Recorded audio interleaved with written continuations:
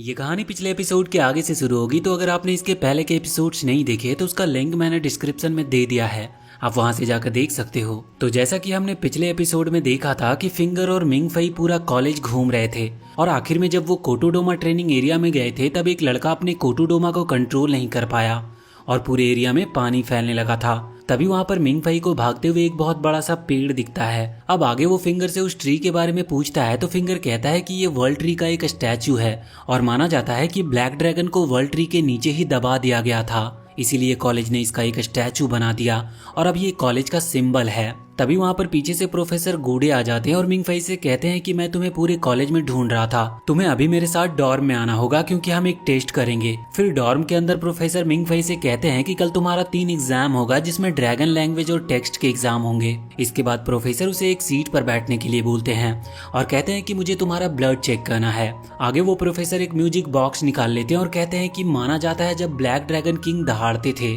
तो उनकी गूंज बहुत दूर पहाड़ों से गुजरकर समंदर के आगे तक पहुंचती थी और जहां जहां भी उनके ब्लड डिसेंडेंट्स होते थे वो उनकी तरफ फेस करके बो डाउन करते थे। इस म्यूजिक बॉक्स में भी वही ब्लैक ड्रैगन के इंस्क्रिप्शन हैं और वो इंस्क्रिप्शन सभी कोटोडोमा की शुरुआत है और इसे सभी कोटोडोमा में से रैंक 1 भी दिया गया है। अब ये सब सुनकर मिंग फई को कुछ भी समझ नहीं आता और इसके बाद प्रोफेसर उस म्यूजिक बॉक्स को शुरू कर देते हैं, लेकिन इसका मिंग फई पर कोई असर नहीं होता, जो सुनकर प्रोफेसर बहुत ही ज्यादा हैरान रह जाते हैं और वो कहते हैं कि जरूर ऐसा इसीलिए हुआ होगा क्योंकि तुम्हारा ह्यूमन पावर ड्रैगन पावर से ज्यादा ताकतवर है। तो फिर मिंग फई कहता है कि ये भी हो सकता है कि मैं सिर्फ एक मामूली लड़का हूँ, जिस पर प्रोफेसर कहते हैं कि ऐसा नहीं हो सकता, प्रिंसिपल कभी किसी की रेटिंग जज करने में गलती नहीं कर सकते। इसके बाद फिंगर इस बात को कॉलेज न्यूज नेटवर्क पर पोस्ट कर देता है।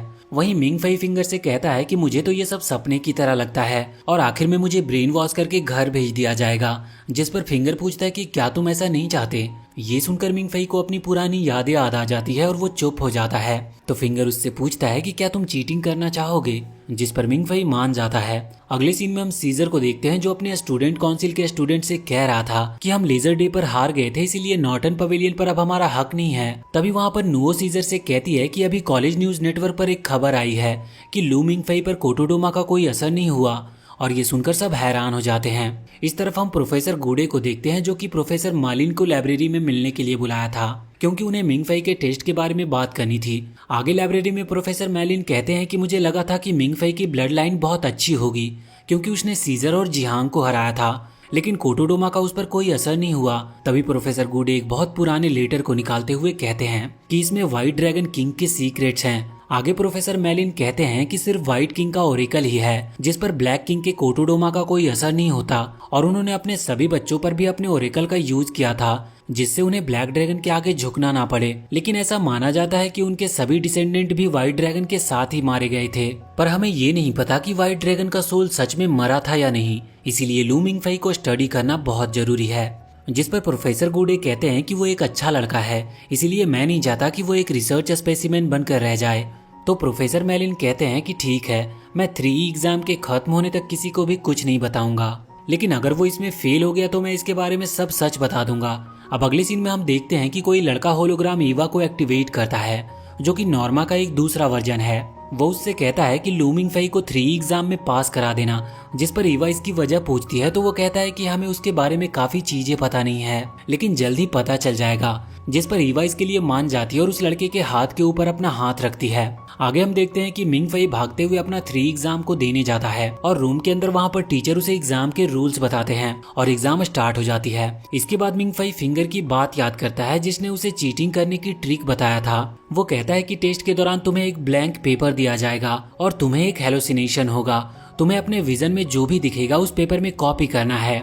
तभी मिंग फई की नजर साइड में बैठी एक लड़की पर जाती है जो कि एकदम शांत थी। उसी वक्त टीचर वहाँ एक ऑडियो प्ले करके वहाँ से बाहर निकल जाते हैं और मिंग फई फिर से फिंगर की बात याद करता है जिसने बोला था कि कॉलेज हमेशा 8 ऑडियो प्ले करता है और हमेशा 8 साल तक चेंज नहीं करते, इसीलिए इस साल के क्वेश्चन पेपर बिल्कुल सेम है जिस साल मैंने एग्जाम दिया था, इसीलिए मैं तुम्हें ऑलरेडी आंसर दे दूंगा। तभी मिंग फई देखता है कि उसके सामने बाकी स्टूडेंट अजीबोगरीब हरकतें करने लगते हैं और अपने हेलुसिनेशन में डूब चुके होते हैं, पर उसके साइड में बैठी एक लड़की अभी भी नॉर्मल थी और आंसर्स लिख रही थी। वहीं एग्जाम रूम के बाहर नुओ और टीचर बात कर रहे थे, जहां नुओ कहती है कि मैंने एग्जाम में आने से पहले एक स्पीटी विजन देखा था कि जब मेरी मॉम बेड पर लेटी हुई थी तब उनके पास एक शैडो आता है और उनके सोल को ले जाता है और फिर उनकी मौत हो गई, लेकिन मुझे पता नहीं कि वो कौन था। आगे हम देखते हैं कि जब मिंग फई 7 क्वेश्चन को लिख लेता है तभी उसे फिर से वही लड़का दिखता है और वो उसे अपने पास बुलाता है। मिंग फई उसके पास बैठकर उससे उसका नाम पूछता है, जिस पर वो लड़का कहता है कि मेरा नाम लू मिंगजे है,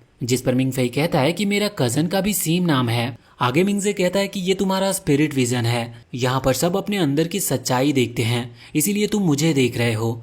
और उसी वक्त वो लोग हवा में गिरने लगते हैं और गिरते गिरते मिंगजे उससे कहता है कि सबके अंदर की सच्चाई अक्सर ऐसी चीजें होती है जिससे वो सबसे ज्यादा डरते हैं या उसके बारे में जानना चाहते हैं या फिर जिससे वो सबसे ज्यादा दुखी हो। जिस पर मिंग फई कहता है कि लेकिन मुझे ना तो तुम में कोई इंटरेस्ट है और ना ही मैं दुखी हूँ। फिर मिंगजे उससे कहता है कि इंसान बहुत बड़े बेवकूफ होते हैं, लेकिन तुम उनसे अलग हो क्योंकि तुम जानबूझकर बेवकूफ बनने की कोशिश कर रहे हो और तुम दुखी इसीलिए नहीं हो क्योंकि तुम्हारी जगह पर मैं दुखी हूँ। और तभी वो लोग फिर से वहीं पर आ जाते हैं जहाँ पहले बैठे थे और उसी वक्त मिंगजे की आंखों से आंसू निकलने लगते हैं और फिर उसके बाद मिंग फई की आंखें खुलती है तो वो अपने सामने नुओ को देखता है जो उससे कहती है कि तुम एग्जाम के अंदर भी सो रहे हो और अभी एग्जाम खत्म हो चुका है और तुमने 9 आंसर लिखे हैं जबकि 8 ही क्वेश्चन थे, लेकिन सारे आंसर तुम्हारे सही हैं। इसके बाद जब मिंग फई रूम में आता है तो फिंगर उसे एग्जाम पास करने के लिए कांग्रेट्स कहता है और पूछता है कि मैंने देखा था तुमने प्रोफेसर मैनेस के मैजिक मैकेनिकल डिजाइन का कोर्स चूज किया है, ये आसान नहीं होने वाला। और अभी फिलहाल वो एक मिशन से बाहर हैं। खबर मिली है कि उन्हें ड्रैगन का सुराग मिला है, इसलिए वो उन्हें मारने गए हैं। इसके बाद हम प्रोफेसर मैनेस को देखते हैं जो कि ओशियन के ऊपर एक फ्लाइंग शिप में थे।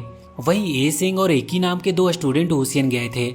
आगे ये सिंह अपने कोटोडोमा का यूज करता है जिससे वहाँ एक स्नेक समन हो जाता है और वो उसे नीचे जाने के लिए कहता है। फिर थोड़ी देर बाद सिंह को पता चलता है कि उनके पैरों के 40 मीटर नीचे एक बहुत बड़ा मेटल है और सिंह का स्नेक उसे एक्सप्लोर कर रहा है। लेकिन तभी वहाँ पर अचानक से एक अर्थक्वेक आ जाता और इससे पहले कि वो लोग ऊपर आ पाते उनका सिग्नल टूट जाता है, जिस पर प्रोफेसर मैनेस बहुत ज्यादा दुखी थे और कहते हैं कि ये बिल्कुल 8 साल पहले की तरह हुआ है। पर तभी उन्हें सेंग की आवाज सुनाई देती है जो कि अपने स्नेक के जरिए उनसे बात कर रहा था। आगे सेंग कहता है कि हम अभी बहुत नीचे आ गए हैं और अभी हमारे सामने एक बहुत बड़ी दीवार है। इसके बाद प्रोफेसर प्रिंसिपल को कॉल करके बताते हैं कि सेंग और एकी को एक ओशियन के अंदर एक ब्रॉन्ज से बनी सिटी मिली है, जिस पर प्रिंसिपल कहते हैं कि ये बिल्कुल कहानियों की तरह है। ये किंग ऑफ ब्रोंज और फायर का पैलेस है, इसीलिए हमें जल्दी से उसे एक्सप्लोर करना चाहिए। फिर प्रोफेसर कहते हैं कि सेंग को उसके अंदर से किसी चीज का एहसास हो रहा है, मतलब वहाँ पर कोई तो है। जिस पर प्रिंसिपल कहते हैं कि वहाँ पर जो भी होगा हम उसे जिंदा नहीं पकड़ पाएंगे, इसीलिए तुम उसे मार सकते हो। इसके बाद प्रोफेसर प्रिंसिपल से कहते हैं कि मुझे की को यूज करने की परमिशन चाहिए, जिसके जवाब में प्रिंसिपल कहते हैं कि तुम उसे थोड़ी देर के लिए अपने साथ लेकर जा सकते हो। आगे वो प्रोफेसर एक रूम में आ जाते हैं जहाँ पर एक लेडी ने एक छोटे बच्चे को पकड़ा हुआ था। प्रोफेसर उससे कहते हैं कि प्रिंसिपल ने मुझे इसे ले जाने की परमिशन दी है, जिस पर वो लेडी कहती है कि ठीक है, पर तुम्हें इसको लेकर बहुत केयरफुल रहना होगा क्योंकि हमारे पास सिर्फ यही इकलौता की है और इसका ब्लड इतना प्योर है कि चूजियांग भी इसके सामने कुछ भी नहीं। अब जाते जाते प्रोफेसर उससे कहते हैं कि कभी कभार अपनी बेटी को भी याद कर लिया करो, भले ही तुमने उसे अडॉप्ट किया है। जिस पर वो लेडी कहती है कि मुझे नहीं लगता वो मुझे अपनी माँ समझती है। तो प्रोफेसर गुस्से में कहते हैं कि नुओ एक बहुत अच्छी लड़की है, इसीलिए उसके बारे में ऐसा मत बोलो। इसके बाद हम प्रोफेसर और एक लड़की को बात करते हुए सुनते हैं जहाँ हमें पता चलता है कि किंग ऑफ ब्रॉन्ज और फायर का दूसरा नॉर्टन है जो कि ब्लैक ड्रैगन के डायरेक्ट फैमिली से है। इसके बाद वो लड़की प्रोफेसर से पूछती है कि आखिर ब्लैक ड्रैगन है क्या, जिस पर वो कहते हैं कि इंसानों की नजरों में ड्रैगन एक भगवान या शैतान हो, लेकिन ड्रैगन की नजरों में इंसान उनके गुलाम हैं जिन्हें वो धूल के बराबर भी नहीं समझते। इसके बाद प्रोफेसर उस छोटे से बच्चे को लेकर ओशियन के अंदर चले जाते हैं और वो सैंग और एकी के पास पहुंचते हैं।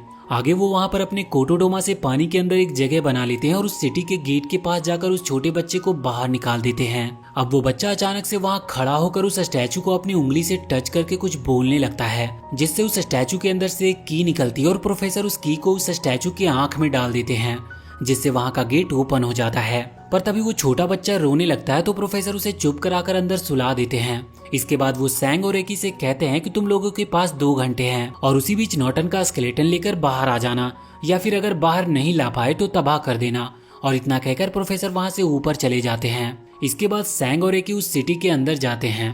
आगे वो देखते हैं कि वहाँ बहुत सारे अजीब स्ट्रक्चर्स थे फिर जब सैंग और एकी पानी से बाहर निकलते हैं तो प्रोफेसर उस जगह को देखकर नॉर्मा को उस जगह को एक्सप्लोर करने को बोलते हैं, जिस पर नॉर्मा कहती है कि ये ब्रॉन्ज सिटी बहुत बड़े एरिया में बनी है जहाँ पर ज्यादातर जगह खाली है और ये खाली जगह आपस में टनल से कनेक्टेड हैं। आगे उन्हें एक बहुत बड़ा ब्रॉन्ज का पिलर मिलता है जो कि अब एक पेड़ बन चुका था। तो सैंग एकी को वहीं पर रुककर उसकी फोटो लेने को बोलकर खुद अंदर चला जाता है। वो जाते जाते एकी से कहता है कि अगर कुछ गड़बड़ हो गई तो अकेले भाग जाना। वहीं प्रोफेसर एकी को उस पिलर के टॉप एरिया को चेक करने के लिए कहते हैं और उसे बताते हैं कि इसके ब्रांचेज और लीव्स अजीब लग रहे हैं। और जब एकी उसे अच्छे से चेक करता है तो उसे पता चलता है ये तो ड्रैगन इंस्क्रिप्शन है। और ये सुनते ही प्रोफेसर तुरंत उसे इसे कैप्चर कर लेने को कहते हैं। नॉर्मा एकी को एक एक करके फोटो सेंड करने के लिए कहती है, पर थोड़ी देर बाद एकी की नजर एक जगह पर रुक जाती है और उसकी हार्ट बीट बहुत ज्यादा तेज होने लगती है। और तभी एकी और प्रोफेसर के बीच का डाटा ट्रांसमिशन का लिंक टूट जाता है। वो वहाँ पर बेहोश होकर गिरने ही वाले थे, पर तभी सेंग आकर उसे पकड़ लेता और उसे बचा लेता है। इसके बाद एकी कहती है कि मुझे बस थोड़े चक्कर आ गए थे पर मैं ठीक हूँ। आगे एकी उससे पूछती है कि तुम्हें कुछ मिला क्या, जिस पर सैंग कहता है कि मैंने उसे ढूंढ लिया है पर वो बहुत बड़ा था इसीलिए उसे लेकर जाना नामुमकिन था तो मैंने उसे डिस्ट्रॉय कर दिया। इसके बाद वो लोग वहाँ पर उस पेड़ के नीचे एक छोटे स्टैचू को देखते हैं तो सैंग एकी से उसे उठा लेने को बोलता है, लेकिन तभी अचानक से एक ब्लैक फिगर पीछे से उसके ऊपर अटैक कर देता है। एकी सैंग को मदद के लिए बुलाती है पर वो देखती है कि ये ब्लैक फिगर कोई और नहीं बल्कि खुद सैंग ही है, जो उसे बताता है कि जब मैं यहाँ आया था तब मैंने इस स्टैचू को तुम्हारा पीछा करते हुए देखा, इसीलिए तुम्हें बचाने के लिए मैंने ऐसा किया। ये सुनकर एकी कहती है कि इसका मतलब अभी अभी मैं इस स्टैचू के कब्जे में आ गई थी क्या। आगे एकी उससे पूछती है कि ये तुम्हारी पीठ पर क्या है, जिस पर सैंग उसे बताता है कि ये मेरे स्नेक ने ढूंढा था, पर अगर सच में ड्रैगन किंग इसमें सो रहा है तो वो अभी एक बच्चा होगा, इसीलिए इसको चुरा लेना ही सही होगा। तभी हम देखते हैं कि अचानक से उनके पीछे की दीवार हिलने लगती है। ये देखकर वो दोनों वहाँ से भागने लगते हैं, लेकिन वहाँ पूरी सिटी अब हवा में उड़ रही थी। आगे सैंग एकी से कहता है कि तुमने जब उस स्टैचू को टच किया तब इस शहर को हमारे बारे में पता चल गया और इसीलिए अब ये बंद हो रहा है। इसके बाद हम मिंग फई को देखते हैं जो नींद से अचानक अपनी आंखें खोल देता है और उसे एक बेल की आवाज सुनाई देती है और तभी उसके सामने मिंगजे आकर कहता है कि ये मौत की घंटी है और अचानक से वो एक रिंग टावर के ऊपर पहुंच जाते हैं। अब मिंग फई ये देखकर मिंगजे से कहता है कि मुझे इस सपने से बाहर निकालो। तो मिंगजे कहता है कि क्या पता तुम जिसे सपना समझ रहे हो वही असलियत हो और तुम जिसे असलियत समझ रहे हो वही सपना हो। तो मिंग फई कहता है कि तुम कह क्या रहे हो और यहाँ पर कर क्या रहे हो। तो मिंगजे कहता है कि मैं तुम्हें चेतावनी देने आया हूँ क्योंकि डेथ बेल अब बज चुकी है, किसी की मौत होने वाली है और तुम मुसीबत में पड़ने वाले हो, लेकिन तुम उसे एक अपॉर्चुनिटी की तरह भी इस्तेमाल कर सकते हो। फिर मिंगजे मिंग फई के सामने आकर कहता है कि क्या तुम्हें अपने गेम के चीट्स याद हैं। तो मिंग फई बोलता है कि हाँ मुझे याद है वो, जिस पर मिंगजे उससे पूछता है कि अगर तुम्हें सारे चीट्स में सिर्फ एक चीट चुनना हो तो तुम कौन सा चूज करोगे। तो मिंग फई कहता है कि वो ब्लैक शिप वॉल को चुनेगा जिससे सभी मैप्स ओपन हो जाएंगे, पर मिंगजे कहता है कि अगर तुम उसे यूज करोगे तो अपने चारों ओर के मैप्स देख पाओगे और तुम्हें जल्द ही इसकी जरूरत पड़ेगी। और इतना कहकर मिंगजे वहाँ से चला जाता है। तभी अचानक से फिंगर मिंग फई के सामने आकर उसे नींद से जगा देता और कहता है कि क्या तुम्हें अलार्म सुनाई नहीं दे रहा है, जल्दी मेरे साथ चलो। और तभी वहाँ पर एक अनाउंसमेंट होती है कि सभी क्लास ए और उससे ऊपर के क्लास वालों को इकट्ठा होना है। आगे जब फिंगर और मिंग फई जा रहे थे तो रास्ते में उन्हें नुओ मिलती है जो फिंगर से पूछती है कि सिर्फ एक क्लास और उससे ऊपर के स्टूडेंट्स को बुलाया है तो तुम क्यों जा रहे हो। और ये सुनकर फिंगर वहाँ से रोते रोते चला जाता है। इसके बाद अब मिंग फई एक कंप्यूटर स्क्रीन के आगे बैठा होता है पर उसे कुछ भी समझ नहीं आ रहा था कि वहाँ चल क्या रहा है और करना क्या है। और तभी उसकी नज़र उस लड़की पर पड़ती है जिसे उसने क्लास टेस्ट के टाइम पर भी देखा था। और तभी वहाँ पर एक प्रोफेसर कहते हैं कि हमारे 2 एग्जीक्यूटिव मेंबर अभी ड्रैगन रेल में फंस गए हैं, इसीलिए हमें कुछ भी करके उन्हें वहाँ से निकालना होगा। फिर वो सबको बताते हैं कि किंग ऑफ ब्रॉन्ज और फायर का सिटी हमेशा अपने स्ट्रक्चर्स बदलते हैं और वहाँ से निकलने का कोई फिक्स रास्ता नहीं है, इसीलिए हमें कुछ भी करके उसे सॉल्व करना पड़ेगा, लेकिन हमारे पास सिर्फ 20 मिनट हैं। तभी सीजर कहता है कि इंसानों को ड्रैगन इंस्क्रिप्शन ट्रांसलेट करने में लगभग 15 साल लग जाते हैं, इसीलिए ये तो इम्पॉसिबल है। तो प्रोफेसर उससे कहते हैं कि हमें आखिरी दम तक हार नहीं माननी चाहिए, भले ही 1% चांसेस क्यों ना हो।